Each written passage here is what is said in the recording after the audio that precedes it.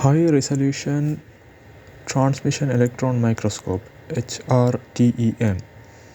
The model shown here is FEI Tech9 TF20.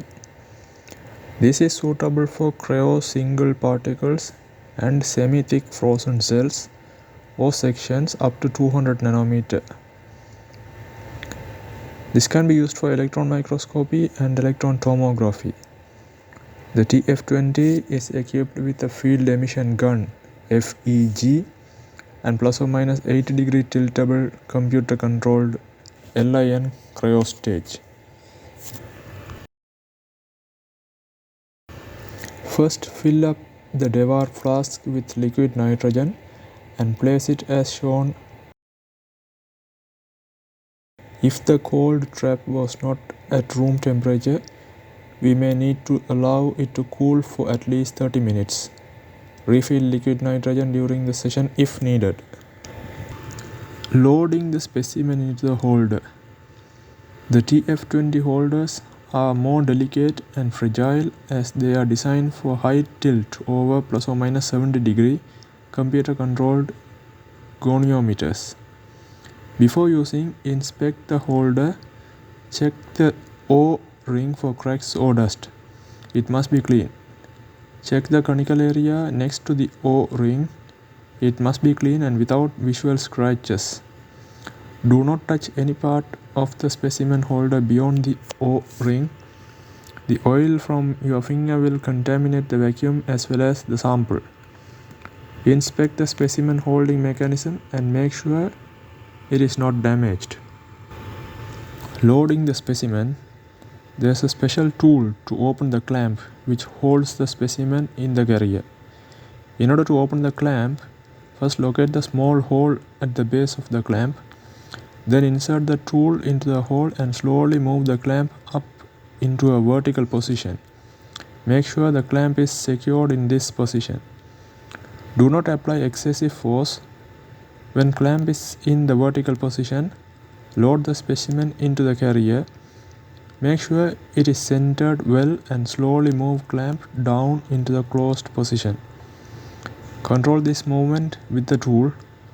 Do not remove the tool from the hole unless the clamp is completely closed. The orientation of the specimen should be with the sample face down since the holder undergoes around 140 degree rotation upon insertion into the column. Insertion of specimen holder into the microscope column. First, load the specimen in the holder as described above. Make sure the specimen is properly fastened in the holder. Check that the O-ring and conical surface of the holder are clean and intact. Make sure that the column valves are closed. In that condition, the valves button will show yellow. Turn on turbo molecular pump TMP by clicking turbo on. The color of the button will first change from gray to orange, then to yellow. Once it is yellow, the turbo molecular pump is ready. Then locate the small pin near the end of the holder close to the tip. Carefully insert the holder into the compute stage with a small pin on the holder. The pre-pumping cycle will initiate and the red indicator light will come on. Then when the red light goes off, it will take from 2 to 5 minutes. The remaining time may be checked in vacuum overview pop-up panel. In that condition, rotate the specimen holder counterclockwise until it stops. Then guide the holder into the microscope carefully as the column vacuum draws it in. Then turn off the TMP turbo molecular pump by clicking the turbo on button. Now it will turn gray. Check the vacuum level in column. The microscope's interface contains 3 parts: the TEM server, user interface, and control panels left and right. The sophisticated software that controls the entire microscope is called the TEM server. Knobs and buttons in the control panels imitate the usual TEM controls, but in reality they interact with the computer which in turn controls every function of the microscope. The control panels contain a standard set of TEM controls: intensity, brightness, magnification, focus, focus step, dark field, diffraction, wobbler, stage XY joystick, user beam shift traceball, Z height, and multifunction knobs X and Y. The multifunction knobs are denoted as MF knob.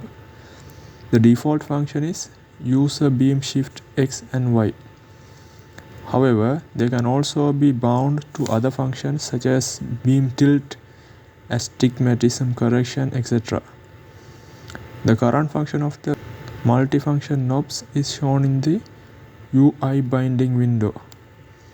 Sensitivity of some knobs may be adjusted using the minus and plus buttons located just above.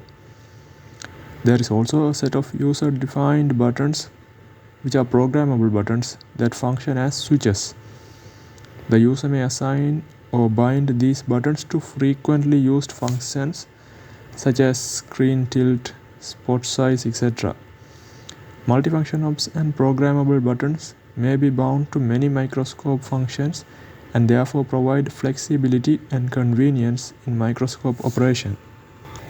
The high voltage tank produces 80 to 200 kV accelerating voltage applied to the FEG field emission gun and the anode, which produces a coherent beam of accelerated electrons.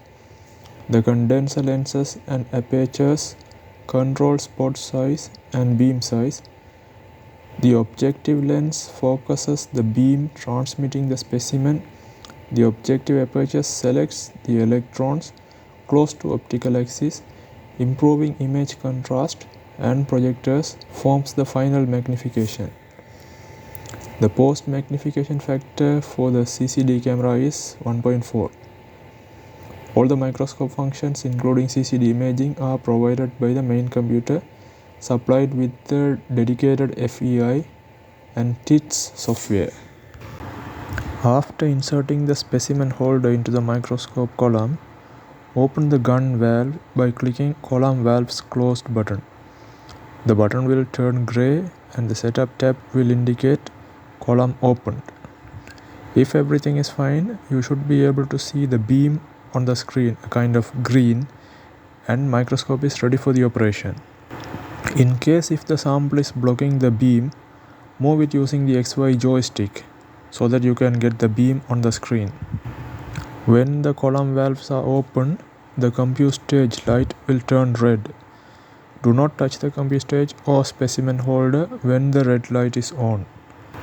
Then set the microscope parameters such as magnification, spot size, aperture, etc. Then center the beam. Condense the beam to its smallest size using intensity knob. Center the beam using multifunction knob is also applicable. Then spread the beam just beyond the outer circle on the fluorescent screen. Open aperture control panel. Check the center box next to the condenser 2 and use the multifunction knobs to adjust the position of the C2 aperture. The C2 aperture is centered well when the beam spreads symmetrically around the center of the screen. Once you find an easily recognizable feature, then position it in the center of the screen. Go to Stage, Flap Out, Control, and then click Wobbler button. The button will turn yellow and the goniometer will continuously turn from plus to minus preset angle. The image will start shifting back and forth. Minimize amplitude of this movement by pushing one of two Z-axis buttons. Turn wobbler off and make sure that A and B are closer to 0. Now you can observe the image on the screen. Adjust intensity to spread the beam over the screen. Use the software to record images with the digital camera.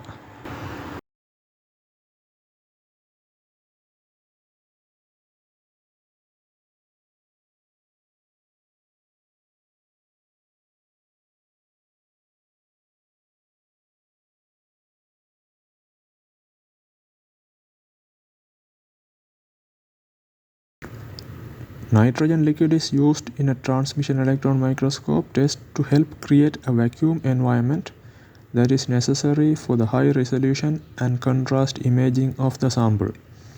The nitrogen liquid is used to cool the sample while it is being imaged, which helps to reduce the amount of energy absorption and thus improve the image quality.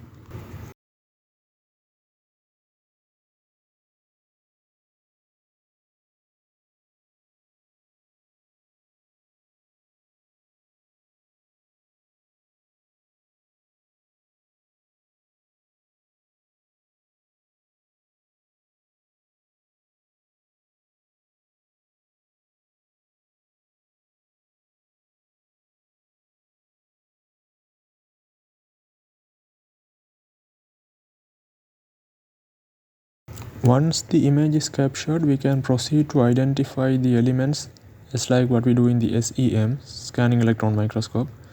So the steps are shown as like the flow diagram in the computer.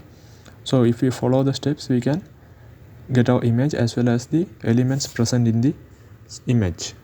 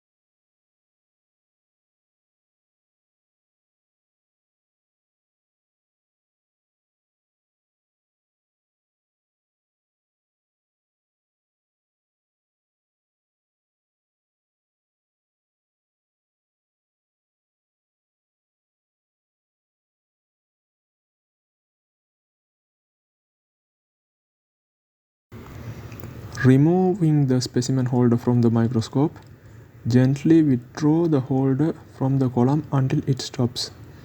Then rotate clockwise to the stop and carefully remove from compute stage.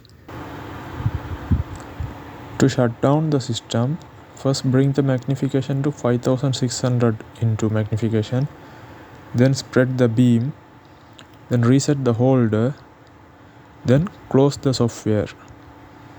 After that, close column valves by clicking column valves closed button in setup.